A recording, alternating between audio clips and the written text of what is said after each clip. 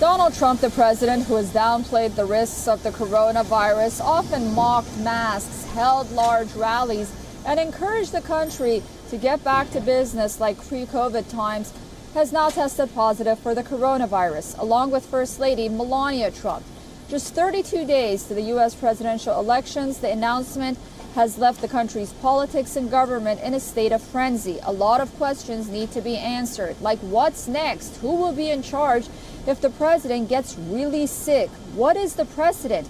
And what does all of this mean for the upcoming elections? The answers to those questions in our next report. The virus. They're working hard. Looks like by April, in theory, when it gets a little warmer, it miraculously goes away. I hope that's true. And part of the thing is you want to keep it the way it is. You don't want to see panic, because there's no reason to be panicked about. We have done an incredible job. We're going to continue. It's going to disappear. One day it's like a miracle. And I just want to say that the end of the pandemic is in sight. After downplaying the COVID-19 threat for months, U.S. President Donald Trump and First Lady Melania Trump have tested positive for coronavirus.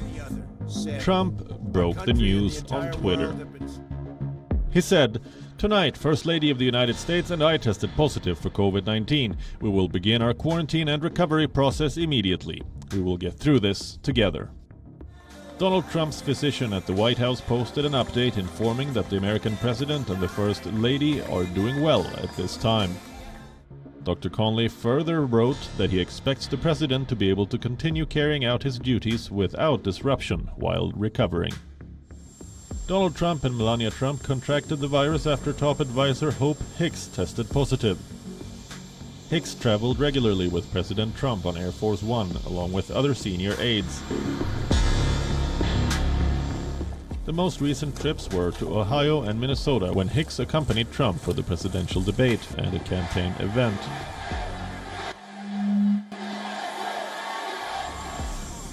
Hicks was seen boarding Marine One helicopter along with the White House staffers, including Jared Kushner and Stephen Miller. During a call-in appearance on Fox News, Trump drastically changed the terminology that he uses for coronavirus. What Trump considered just a regular flu is now a very tough disease. Reporters and other officials who stay close to Trump get tested regularly for COVID-19 at the White House. However, officials did away with daily temperature checks for everyone months ago. In the run-up to the presidential election, Trump has been keeping up his rigorous travel schedule across the country. He held rallies in multiple states and addressed thousands of people despite repeated warnings from public health professionals against organizing events with large crowds. Are you not worried about the disease issues, sir? Well, so far we have had no problem whatsoever. It's outside. That's a big difference according to the experts. Trump and his entourage skipped face masks. Trump has time and again mocked others who take precautions.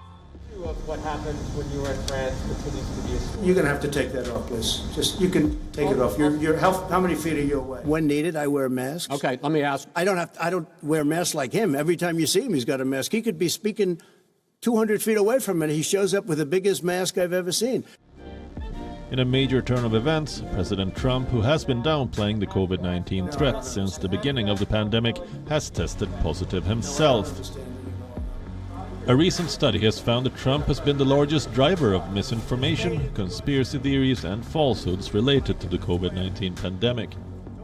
Researchers at Cornell University analyzed 38 million articles about the pandemic published in English language. Nearly 38% of the overall misinformation conversation had mentions of President Trump. The most prevalent topic of misinformation was miracle cures. One day it's like a miracle, it will disappear. Over the past few months, Trump has suggested plenty of miracle cures, including bleach injections, ultraviolet light, and hydroxychloroquine, to name a few. The United States has reported more than 7 million cases of coronavirus. More than 200,000 people have succumbed to the disease. The presidential election is barely a few weeks away, and it is not known how Trump's positive COVID-19 report will affect his election campaign. For now, the White House has removed Florida from Trump's election schedule. His last trip was to New Jersey. The diagnosis can be considered the most serious health threat to a sitting American president in decades. 74-year-old Trump falls into the highest risk category. Fallout depends on the severity of the illness and how it impacts the president's health. In case the president becomes incapacitated, the US Constitution's 25th Amendment allows the president to hand over control to the vice president. In the rarest of the rare case, if both president and vice president were to pass away, the House Speaker Nancy Pelosi would take charge. It is not known for how long Trump and Hicks have had coronavirus and exactly who they came in contact with. We will be closely watching. US Election Desk, WION. World is One.